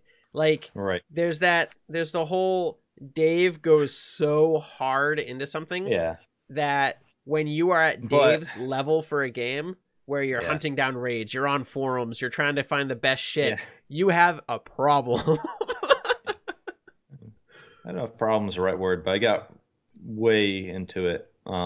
But I am worried now talking about it because when I started Destiny, I wasn't crazy into it. Like I was like, hey, this is kind of fun. I like playing it. I want to play some more. And that's kind of how I feel about Destiny 2. So now I'm worried that it's going to be the same thing of like, hey, this is kind of fun. That then something's just going to get me and I'm just going to be, oh shit, like just dive right into it. At which point, everything we've talked about for this podcast pertaining to Terraria, Heroes of the Storm, and Path of Exile, Zudood will be gone. He'll be in a coma with his beard 10 feet long playing Destiny 2. It'll be so long, it'll just be my like clothes. Like it'll just be a beard man. You'll just come into work after 2 weeks and you'll be dragging it down the hallway. I have like the crazy long fingernails. Just it's so scary. But yeah. So, yeah. Look forward to that shit, you motherfuckers. Yeah, all kinds of fun stuff coming. I never in 1,000 years thought we'd actually legitimately say, hey, let's try out Heroes of the Storm. And not in like a joking manner. You were like on board for that. Like I can't believe you're on board. I thought you would have just shot it down instantly. I play any game. I'm willing to play anything. The whole point of the Let's Look At series is so that I can play a game, and if it sucks, never touch it again. That's like the whole point. And if it's good, I turn it into a series. So it's just one of those things. So I feel like it's a perfect opportunity for that. I think that it could be easily. I need like a couple games on my channel where it's like we do an episode a week, and I think Heroes of the Storm could really fit into that mold. I think it's the perfect kind of game of just play a game a week, toss it up, and have fun, and then move on and forget about it till the next week. So God, I hope I don't like it too much. Oh God, I'm really worried that if it becomes a thing where I really enjoy it. If you enjoy Heroes of the Storm more than me when we're playing it, it's going to be a let's look at, and I'll never touch it again. Because it will very quickly become Pheno, you are ass, and I will not want to play it anymore. It is a good chance to be better at it than me. Like I barely played any MOBAs, so I would love to see your face going on. Like listening to you when we played Minion Masters was like hilarious. You're just like Your exact words were like, I don't know what is going on. There's a bunch of flashing lights. And like for to play a MOBA, like Well, Here's the Storm is pretty tame. Like it is. it's a little bit faster paced than I think other games. Like the maps are smaller, so which was one thing I really liked because I think I tried League of Legends briefly. Never Same with touched it. Dota 2. Never touched it. But they have like, the big maps. So there's like the whole so I think the difference between Here's the Storm, people are probably going to scream at me for this, but Here's the Storm seems to be more about like the hero fights, like the mechanics of the maps and everything is kind of based around you fighting the other person, whereas other MOBAs, it's a little more spread out. It's about trying to take that space and get to the capital whereas Here's a Storm, since the maps are smaller, where they're designed like you have to fight people You have a lot, to engage, right? which I like because that's like what I want to do. I don't want to fucking run around and walk up to a tower, throw something at it, walk away, walk up, Well, if you that did, whole you'd play dance. any Ubisoft game, right? Yeah, fuck. I think For Honor is going to be the last one ever. Yeah, probably. So, yeah, we got all kinds of fun stuff. If any of the stuff we've talked about so far in the podcast has interested you, please leave a comment down in the comment section below. Would you guys love to see me and Zudood and potentially the wife do a Path of Exile series? Do you think that would be fun? And do you think that us playing Heroes of the Storm would be hilarious? Because I think it'd be hilarious. We'd have to block the chat because the profanity is going to get my video flagged. I think you can block, like... Isn't Heroes of the everything Storm but with the your chat right in the middle of the screen? Or is that adjustable? I think it's in the bottom left. I don't know. I'm looking forward to that. I think that's going to be fun. So you want to do that first and then... Yeah, we'll do the Heroes of the Storm first, and Path of Exile is not going to go anywhere. It's going to chill out there. Yeah. So we can always go back to that. I kind of want to get Here's the Storm out of the way so I can, at the very least, say, like, yep, I'm never going to play that again. Or know that you want to play more of Oh, it. shit. So I don't think so. I don't either. Could be fun, though. We'll play for an hour and see what happens. Yeah. So, have you played anything else, or is that everything? I mean, we're only an hour and 20 minutes in. Yeah. I've been thinking about, so I don't know. There's a list of games that I really want to play through and finish that aren't fighting games but are going to take a lot of time. Like Persona 5 I started and I think I at least want to hit 10 hours in that to determine if that's something, all right, I really want to finish it. I'm kind of on the fence, but I haven't really done anything. I love the style of the game, and the combat seems to be a lot of fun, but it takes a while for like a JRPG like that to really kind of get going, for you to really get a feel for the game. So I think I'm going to try to do at least 10 hours on that and see if that's something I want to continue. Because if not, I definitely know I need to beat Horizon Zero Dawn. Like, go all the way through that. And I've been having this itch to play like some Dark Souls-esque games again. Like, I think I want to go through Bloodborne. I have, what was it called? Neo for PS4, which is basically like a Dark Souls game set in like feudal Japan with a bunch of spiritual shit. And I played it briefly, and it's a fucking Dark Souls game, man. It'll just rip your head off for doing stuff. But I forget at the time what was going. I don't think I had a capture card and shit or something. I don't remember. But for some reason I stopped playing it. That's that. But I don't know. I feel like I need to get like these games out of my system, because the game I'm really looking forward to isn't going to be out till the beginning of next year, and that's the Dragon Ball FighterZ. I think that's going to be a fucking incredible game. It looks so much fun. You're forgetting about Monster Hunter World, though. Oh my god, that's right too. Yeah, I'm fucked. So yeah, I need to get like, and on the top of all that, I've really been thinking about playing Witcher 3 again. Ooh. That's like that's a lot of hours. So like I need to like just, if that's going to be it, I need to like, because I didn't beat it. I played a fuckload. I got pretty far. It's an amazing game. I need to beat it. I think. What am I doing to myself, Fino? You're falling back into the trap. I am. But the good thing is I don't have to put up content, so I can do whatever the fuck I want. That is true. You I can, don't worry yeah. about it. You're free. I I mean, think you're the free as question long is, as you don't go Pheno. Let's play this. yeah, I'm really. The question is, do I want to go through Witcher 2 again, since that's pretty short? Hmm. Well, if anybody Real has world problems thoughts, right there. let me know. Yeah, let me know down below. Should I go through Witcher 2 again, do all the choices I know I want to do, or just do a download save that has the choices I'd want and then hop? I think I'm just gonna do that. Man, fuck you people. I don't care. I'm gonna get Wow. a save of Witcher 2 of what I want of the choices to be, and then hop on in Witcher 3. Do it Yep, that's anyway. what I'm gonna Tell do. them in the comment section below. Just do it. Yeah. Do it anyway. All right. Well, So they just witnessed the our future plans for what we're going to be playing. yeah, you That was guys. some real life shit of how we determine how we're going to play games. Yeah, we toss out a bunch of games. I make Zudood angry. We agree to play the games, and we move on. Yes, pretty much. And the cycle continues. So yeah, all kinds of fantastic content coming. The Game Glitch podcast. If you've made it this far, please put the code word down in the comment section below. GG. I guess it's not a word, but put the acronym down in the comment section below. GG. Fuck. It'll let us know that you made it this far into the video. And toss down any comments of the games that you agree you've been playing as well. We'd love to know what you guys are playing as well. And yeah, let's move right on into at least a news topic for the current time. So, Ark Survival Evolved leaves early Yeah. access. Season pass plans announced.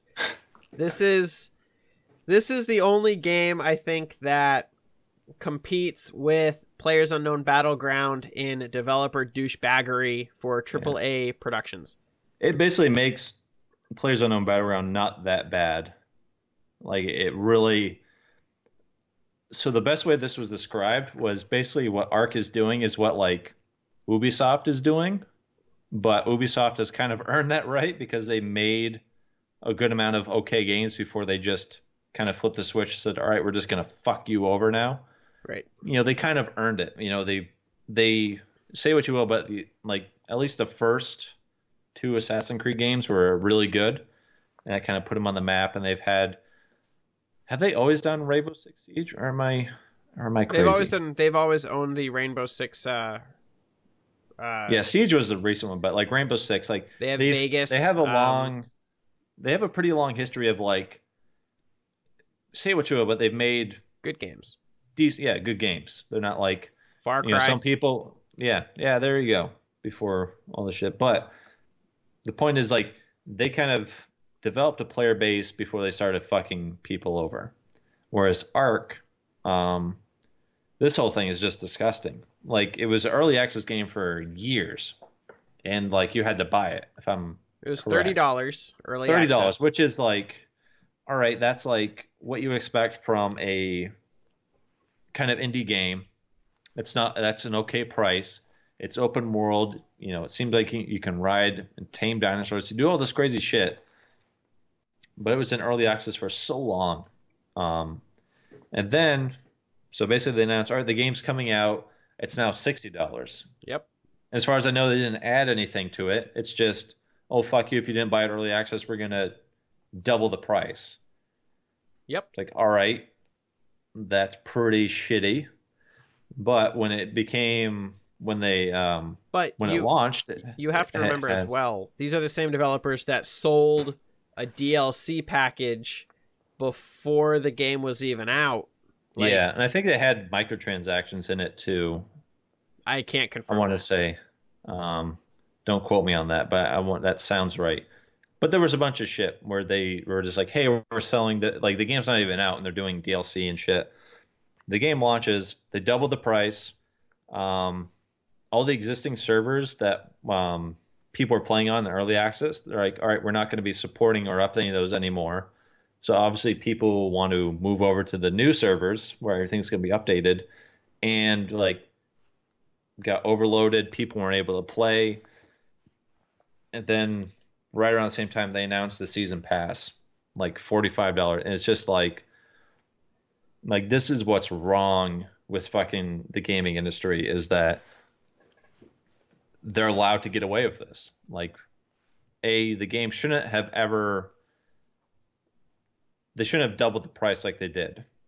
They should have, if you're gonna, like, as far as I know, no other games really do that. Like, I think Slime Rancher had kind of like the same price early access as it did It launch. didn't change at all. Like, and I think that's what you should do. Like, this is because you're buying the game, even though it's early access, you are buying the game, Right. and it's pretty fucked up to, it's to change the price from early access to launch. Like, because obviously those people that bought early access essentially save $30, but it's just not fair. Like, if you're gonna, and the only, and like, I don't see any other legitimate reason besides they could just do it and get away with it, and they wanted more money. Because like, if it was like I don't know, that's just fucked up. Like, this is why you would never see a $60 game in early access, I think, because you would have to charge that much. You know what I mean? Right. Because if the games can be at a $60 price point, there's a reason behind it because of the marketing. So you're not going to, like, the company's not going to be okay with you like, all right, we're going to sell this game for half, and then at launch it's going to be $60. Like, no, it needs to be $60 now because that's what the game cost. So And nobody in the right mind's going to buy something and then have to pay more down the road. So my question to you is, so obviously this is a shitty deal. The game was Yeah. originally $30. Now the game is $60, a total of $105 if you want all of the DLC. Everything. And you don't even know what the fucking DLC is. So And it's not even running. As far as I know, it's still, the servers aren't stable. the servers have never been stable for Ark. It's a buggy, glitchy clusterfuck. But so my question to you on this is the opposite side of the spectrum, and that is a full entry $60 game being released and then having its price cut to zero and the game going free to play. So my question Right. is it worse to know that you need the money and you're gonna try to just grab as much money as you can out the gate and sell the game for a new amount and not dick over your old community? You're not burning anybody from the old community. They still have the game for $30. They get all of the content except for the DLCs. So they're only going to be out a total of $75. Or is it better to charge them $60 up front plus a season pass, which could get up from anywhere from 30 to, again, the additional 45, which puts you at the $100 mark, and then say the game's free now? Would you rather not dick over your core player base? Anyone who was going to buy Ark has probably already bought Ark in early access. Oh yeah, it's now, been there like, forever. Right. So, like, it's, but like Battleborn, Yeah. we both bought Battleborn for $60. Mhm. I don't know if you did a season pass. I did a season pass. I So don't think I did. I think I was close, and then the shitstorm happened, and I didn't. so I was out a ton of money, and that game's free now. Yeah. And like that, Well, I think I and feel that- burnt and ripped off because I Right. paid a lot of money for that game. Whereas the fan base for Ark, the people who are upset aren't the people who are most likely playing are the game playing right now. the game. It's Yeah, not it's the them. people who were thinking about Right. getting it and seeing that basically I have to pay double price for this.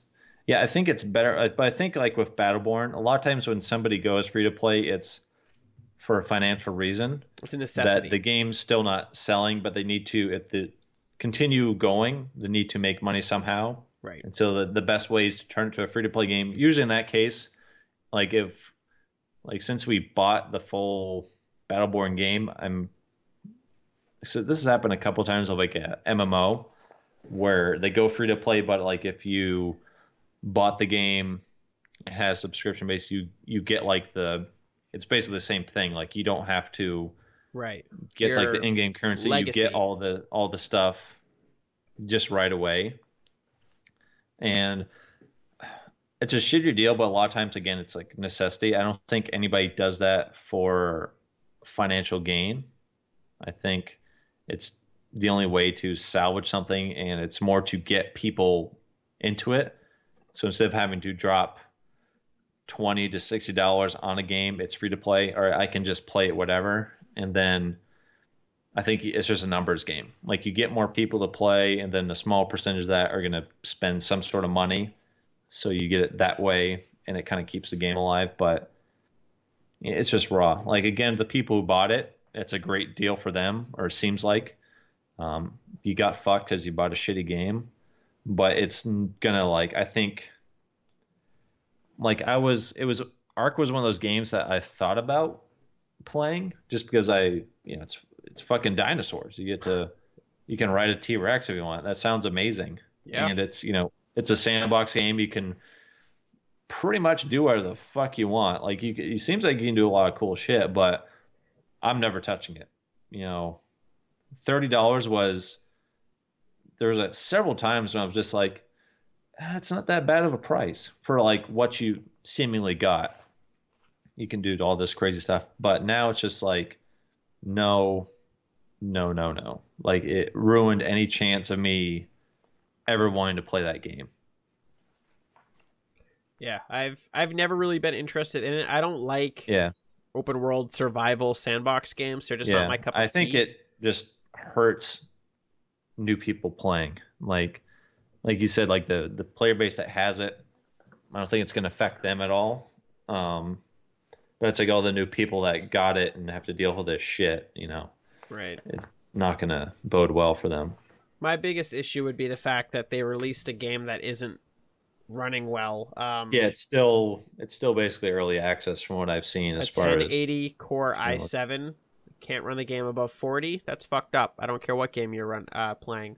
yeah, If a top of the line graphics card can't get it yeah, at if you're gonna 260, charge $60, then you need to at least optimize your game. Like that's like top of the line fucking specs too. So if the game can't run at that, then that's fucked up. right? So I don't know. I don't know. I Yeah. have no interest in it. We'd love to know your thoughts down in the comment section below, or wherever you're viewing this. Let us know Mhm. your thoughts. So, did you buy Ark? Did you enjoy it while you played it? And do you think that the price hike plus season pass is a load of crap? Let us know. We'd love to know your thoughts and opinions down in the box below somewhere. So, and on that note, let's Yeah. talk about Nintendo, because Yeah. so I was shocked. you're shocked. I was. I'm not. So Nintendo lost a Wii Remote patent lawsuit pertaining to their Wiimotes and the motion control technology within them. Tech patent lawsuits are a fairly large standard in the industry. Everybody's always claiming that they had the idea first. Yeah. If people have put out a patent and claimed that idea first, then they have a basic case to sue you and try to get money out of your idea. Nintendo is currently in another lawsuit right now with their Switch, and another company suing them over the handheld devices that toggle into the Switch, the Joy-Cons. So, yeah, in 2013, iLife alleged that Nintendo stole the technology within their motion control patent, and they won the lawsuit for $10 million. Yeah. Took them 4 years. Let's keep that clear. 4 years. The first time it was filed was in 2013. So that's a long time to fight a Right. lawsuit. But the interesting thing, so Nintendo paid out 10.1 million. They wanted So originally, 150 mil. yeah, so they wanted 150 at first. But I don't think that's really going to hurt Nintendo as far as the money no. they made from the Wii. They could have paid the 150 million and just batted an eyebrow to it. Like, which is, I think that's what shocks me is that it took them this long. Like, I'm surprised it just didn't. Maybe it was just because it originally was 150. right. And they felt like they could fight that. But I think if they went for like 10 originally, I'm pretty sure they would have just paid that off because they were, I think, making that like a week. It's less about the money in the end and more of the fact that Nintendo's like, hey, if you're going to sue us, we're going to fight you. We're going to clog you up with paperwork for 4 years. Yeah. And in the end, you're going to only end up with a small chunk of what you want anyway. Yeah. Like, I wonder what they had to pay in legal fees and shit. Like, how much is that? Like, how much are they going to take from that? Like, there's probably a couple million, which is probably nothing to sneeze at, but it's still the amount of stress and kind of shows you like how scary it can be, like dealing with the corporate world where if you have the money, you can just kind of blatantly steal something and just pay, like, hey, I'm just going to pay you off. Like, get out. And like, they'll make more money in the long run, even if they have to pay off. Like, I don't think this would hurt Nintendo's like image at all.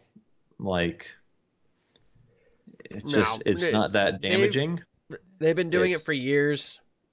Companies get sued for stuff all the time. Sony used to get a bunch of stuff for their TVs. It may not be legitimate. It just may be. It became such an aggravation for Nintendo that at that point it's like, even though like sometimes that happens too. Like, there are people and companies that sue bigger companies for bullshit just because they're just looking for a payout for them to just to shut up and go away. So, and it doesn't. I don't know. This may be some of that, but. The fact that Nintendo is appealing it, so they have no intention on even giving away the 10 million. Like, they are appealing that shit. They are going to be like, no, you don't even get this. We're going to drag you through more court. Like, so even though they were ordered to pay 10 million, Nintendo still has the legal right to appeal that decision, and it's just going to drag it out. It could be another 4 years. Like, typically appeals have a faster turnaround. They're dictated by court timelines. Because it's pretty much everything's already out, so they kind of review everything that's already established and determine if it's appeal worthy or not, I guess. So, but yeah, just Jesus Christ. Yeah, I don't know. I don't really care much that Nintendo had to pay it out. They should have made sure that there were no open patents on it when they did it, or at least reached out to the company and said, hey, we want to buy the patent from you. Right, just buy them out. They have the money. They could have just bought out, what is it, iLife? Never even heard of them. It's just this little company who came up with a motion detection technology that would basically detect it if somebody fell. I'm assuming it has to do with... like nursing home clinics or people who want to be more independent. So if they fall, it triggers something, and then the proper authorities can get notified.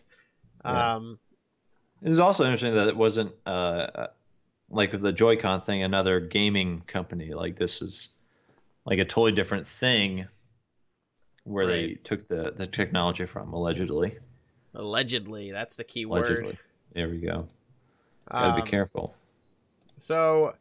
the next article that we're going to talk about is something that's always kind of rubbed me the wrong way about Steam as well, and that is Steam's rule about adult content continue to baffle everybody. It doesn't make any sense, and so basically, Valve, for those of you that don't know, Valve is a PC, it's a PC marketplace where you can get TV, movies. They have pretty much everything now, but the main function of Steam is games. Buying games on your computer and having a one-stop shop for your stuff, even though it's becoming more and more with all of the other companies trying to get their own launchers and stuff out there.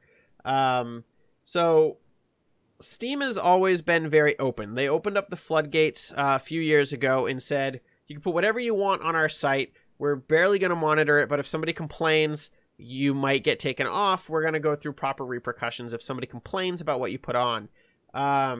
Jim Sterling has been sued, has been rubbed through the mud. Like, watching the past 4 years of Jim Sterling's content and just the Yeah. shit that he has had to deal with because of the games he covers on Steam just shows that it is a toxic cesspool of garbage that is on the service. There's a lot of great things there. You have your good games such as Slime Rancher and Stardew Valley and stuff that might never have gotten noticed or even released without Steam as a service. But one of the things that has always been very peculiar about Steam is their policy on sexual and explicit content, always pertaining to nudity and sexual graphic content. And they've had multiple games removed from the service, such as House Party and Strangers in a Strange Land, as of late. And they've also had historically other stuff removed from the site. This content typically comes back to the site either edited with the boobs or other content edited so that it is bleeped out or blurred, or in this picture here, hearts. And so, but what's always really peculiar is the fact that a typically either free or very small fee patch is always typically available from the developer of these games that allows you to unlock the content in its natural form still through Steam. So even though Steam says, no, you can't sell this content, anybody who types in a code or puts on a patch can very easily unlock the nudie bits. And so Steam says they're not okay with these games because they've obviously taken them down in the past, yet they're okay with people typing in a code or plopping in a patch in order to unlock it still on the same service. So our question to you guys is, what do you think, constitutes this policy, and do you agree with it? And Zudood, what are your thoughts on this as well? It's weird. Like the article we looked at, kind of talks about where, if the game is seeming to be explicitly pornographic, it gets pulled. But games with kind of pornographic content, like the example used is like Witcher 3, where there's people fucking, there's tits. It's pretty graphic. You don't see the weenus or the vajayjay, but you get just about everything else. And that's fine, because I guess because of it's not what the game's based around. One thing, they don't talk about Nico Para or any of that crazy anime hentai shit that's on there. I don't get it. I think they either need to, I don't think it's wrong of them to not want that on the service. The thing I think is weird is they're just kind of pulling it without a real legitimate reason. They just yank it. I think if they put a strict guideline of this mature, pornographic game, we're just not going to sell those. But again, I think Nukapara is sold enough that they can't pull it. I think these games were not as popular, so I think it's kind of like a catch-22 type of thing where if you're making Steam money, we're just going to put the warning up and that. So I think they either need to have them on there, but have strict, you have to, because I don't know. I think it's one of those things where you 18 plus section on Steam where you have to have something to verify. Right. I think that's just what you need, and that way it saves Steam any legal ramifications. If a 14-year-old goes on there and claims to be 18, then he's breaking the terms of service or whatever, saying that obviously you're not 18, you lied, and that kind of protects them. But I think they should just either have it or not. Just say, yes, you can put these type of games on here, or no, they're not going to be allowed. Right.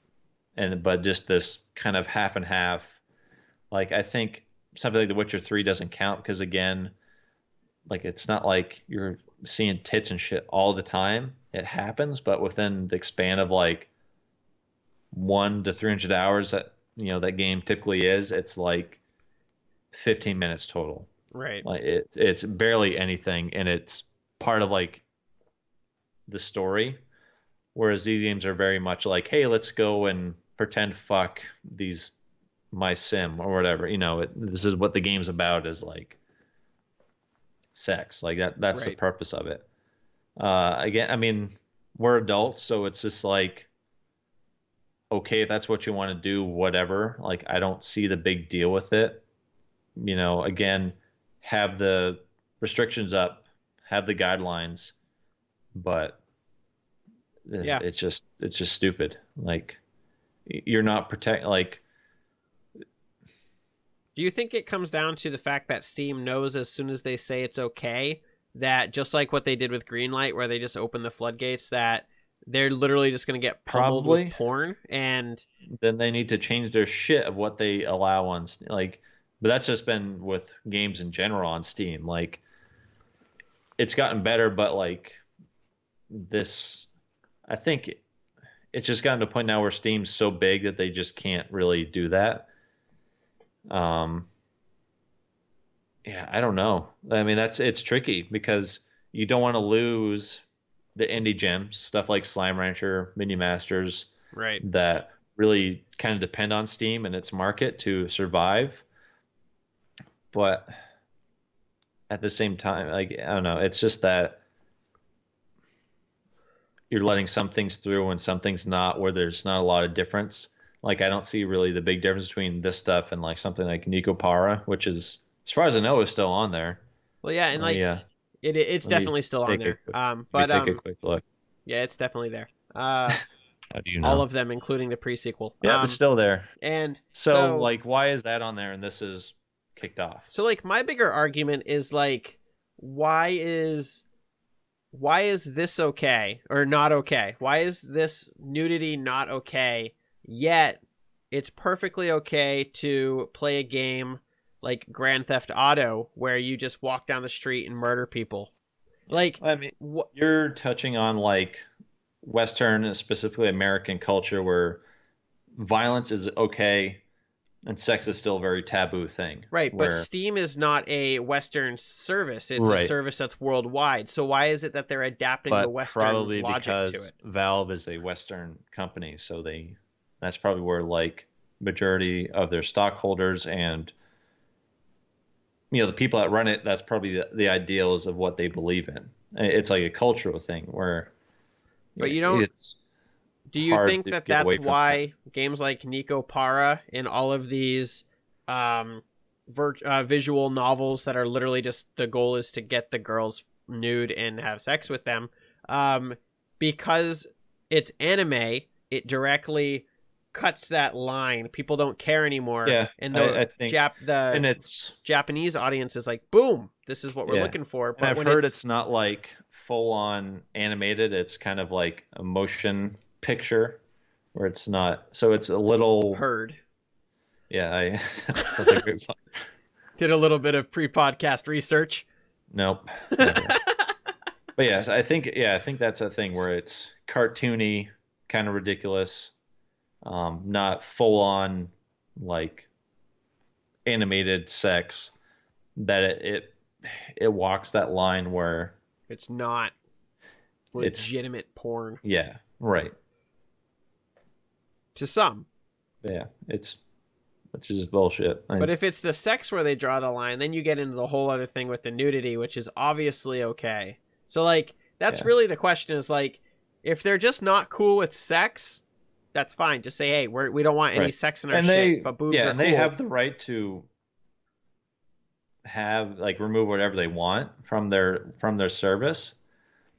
I think the whole thing is just, again, it's the inconsistency of just like, this is okay, this is not. Right. And they don't give a reason why. They don't say like, you can't show the dick this amount of times. You can't show like penetration, whatever it is. Like, they haven't really, from what I know, they haven't laid out a guideline for this. Right. You have a game like Conan. Is it Conan the Barbarian or whatever? Yeah. Where they have a Conan dick slider. Yeah. Like, you can just. Dude, I'd make that thing huge. Why is that? Like, why is that okay? Like, and again, I think I don't know. So, but again, I don't think there was there sex in that? I don't think so. I can't imagine there's not sex in a Conan game. I mean, I can't. It's true. But I A mean, as game far that as I has mean, a like, dick slider it's has not to have like, sex in yeah. it. I don't know if like you see it like there's like a mini game of like you sex. Maybe it's one of those things where it's God like of War GTA. style. Yeah, like yeah, or like GTA where like you're having sex and stuff, but it's not like full on seeing it. Oh my Right. god, I forget about the dick slider. Yeah. That was I this I remember that came out. That was all you saw was people just giggling Right. for hours of going like, It was like the first time a and boob then slider was put into right, Dead or Alive. Like, yeah. people were just like, oh my God, Here we it's the go. greatest thing ever. I think that as much as it's funny to have a elephant trunk of a penis, Be so I think impractical. I think I think the funnier ones are people that made it like just super teeny and would fight people with just like their tiny dick out. It's That the was just best. what was that other game? It was just Rust, Yep. where you Rust. basically start naked. Yep. And I remember watching videos of like hordes of naked people like attacking just people have just spawned and all you see was just 20 naked guys with torches with their mics on just like Yeah. join our cult or of like the naked penis bros or whatever or they just club them to death. Craziness, but that's okay apparently. Yeah. Like there's nothing wrong with that. Like again, I think that's the point is like Steam just in general, not just with the sex, has some very weird guidelines of what gets not so much stays, but what gets kicked off. Right. Like there's been numerous examples of just broken bullshit games that are still there, but something like this will get fucking booted. Right. That doesn't make sense. Whereas like as far as I know, there's nothing wrong with the game itself. Like it's not broken. Like as far as I can tell, the game works as intended. Um, Right. And like, it really like also opens up like when you upload a video game to Steam, like when you put that up there on the service for people to download, like if I upload something to YouTube and I'm uploading a video and there's something in that video that should not be in the video, YouTube lets me know as soon as it's done uploading. Like, yeah, they have processes in place to scan my download for explicit content. right. And I, like what's saying like when you upload to Steam, like there should be somebody there to play the game. Like, yeah, just go through and just test to see what this is about. Like there should be some sort of process. I don't think it's as lenient as it was, but before it just seemed like you can put whatever up there with no, obviously you could because of the green light thing, but now I think, yeah, it needs work. I think everything else has something like that in place where there's some sort of automatic thing. I think video games are obviously harder than a YouTube thing, but you're not getting as many uploads on Steam as for YouTube. Like you can have a little bit of wiggle room, a leeway. You could have a human doing it. Like, yeah, you figure if you upload, if you have 200 games go live, a review process of like people can like report and say like, hey, this this game it's just it doesn't function. I pay this much money and it's clearly broken. A human could go and review that game and go, you're right, we're taking it off and refunding everybody who bought this. Same with this. Like, do you think you can test it? Like, as soon as a process like that is in place and developers start getting scared of putting their game online, like, that's why Steam won't just do something like that? Because, like... No, I think because it's so easy now that, like, everybody has their own kind of Steam-like thing. Like... They're just trying to stay competitive at this point? Yeah, I think, like... Eventually, if this continues to happen, there's going to be a Steam-like service that's just for porny games. Yeah, like straight up, like it's not like I don't think it's that hard, or like there may already be one. I wouldn't know. Porn games don't really interest me, but like I wouldn't be surprised if there's some sort of service that is dedicated just to these type of games. Yeah, because it would make sense. Like it would. I'm sure there's a market there. Yeah, like something that that's what you go for. Right. So, I don't know. Let us know your thoughts and opinions on, do you think Steam should Just let All us or know. nothing, All or or nothing. have a review process, or just in general, they need to do something because it's still Right. At least tell us what is okay. Is it just sex? right. Is it boobs are too much? Is like At least they know I like having boobs in my game. yeah, boobs in video games. I feel like as a gaming culture and like as a like general industry, we have come to a point where boobs like we should be allowed in a video game. Like we've come to that point. Like you can draw your Just conclusions body about part, Jesus sex and Christ. have all the things about sex, but like Right, yeah. it We're went not when talking you about sex, we're just talking about boobs. yeah, Like, it's just it's like the most innocent part of a dirty part that you could think of. yeah, Like right. it It's really not that big of a deal. right. I Like, mean, it's I don't know. I don't fully understand the whole logic for the whole boobs get covered up anyway. Get guys can walk around shirt. Like I don't understand the whole argument there anyway. Because when you really think about it, it's not really all that different. Other than one comes in far more sizes, which I guess both come in different sizes too. yeah. So I true. mean, there's an argument to be had there on a whole other level that we're just not gonna touch on here. But It's not gaming related, so but it could be, kind I of guess. is. Apparently, I don't know. if Steam would just let us know. Steam, let us know Right. what is acceptable so we can have this conversation. So on that note, we're gonna move right on over into our question segment, and I'm just gonna make up a question so that you guys can copy it going forward. Yeah. So going forward, leave your questions down in the comment section below. Just put the little tag saying question and then put it after it. And if it's directed to a particular one of us, please make sure that is there as well. But ideally, please make the question for both of us so that we can both have our input on the question.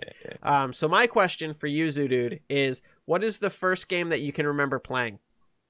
That I can remember playing? Yep, the very first game you can remember playing. Like, actually remember playing the game, not just that you played it and you remember you played it, but you actually playing the game. Be some sort. It's either Mario for NES or Mario for the original Game Boy.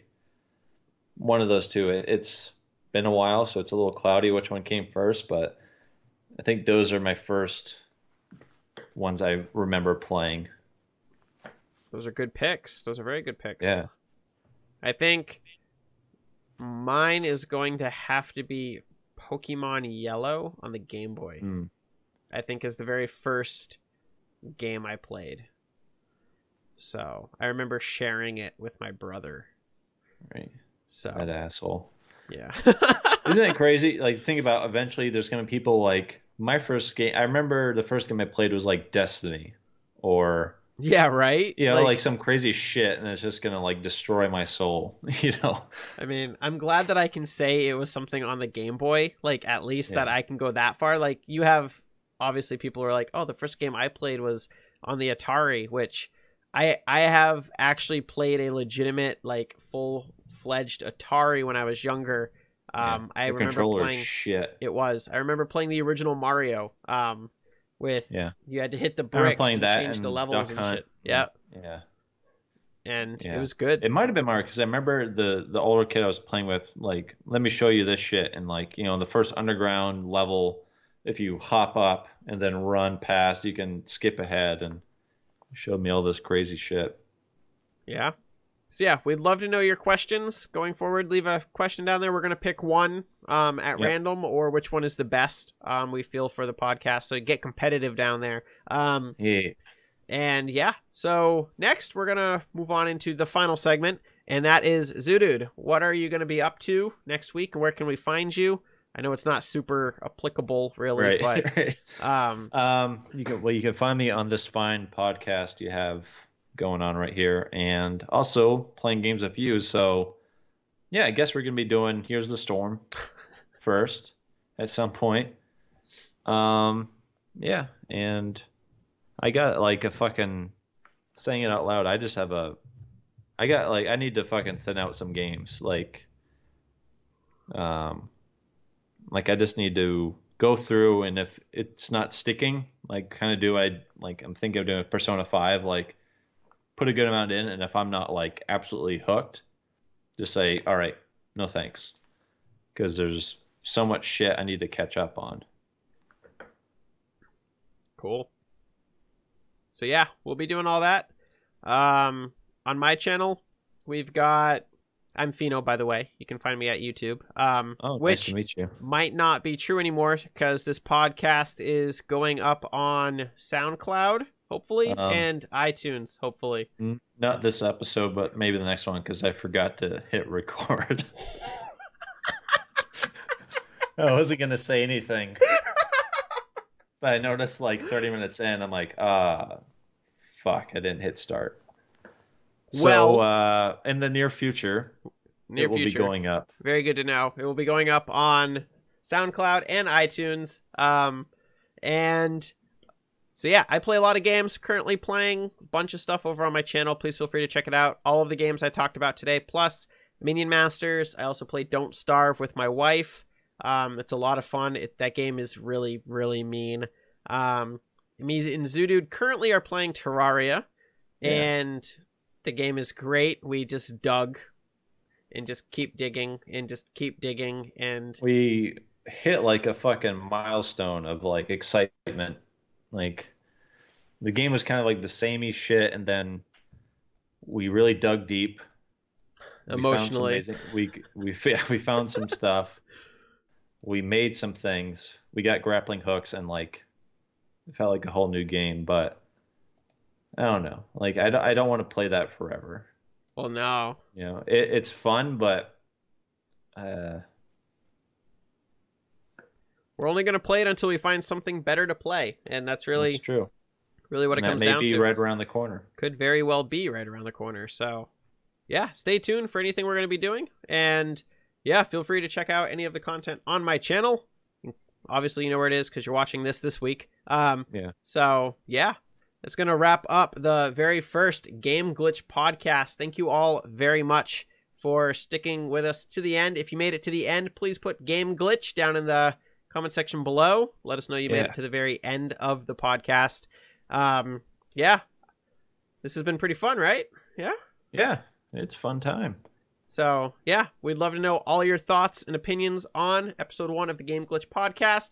Thank you all very much for your continued support here on the channel and wherever else you're viewing this or hearing this. And as always, till the next video. We love you.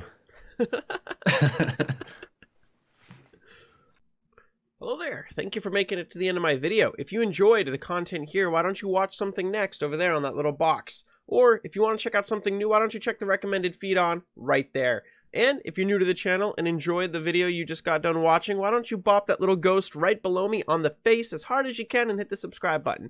Thank you all very much for your continued support. And as always, till the next video.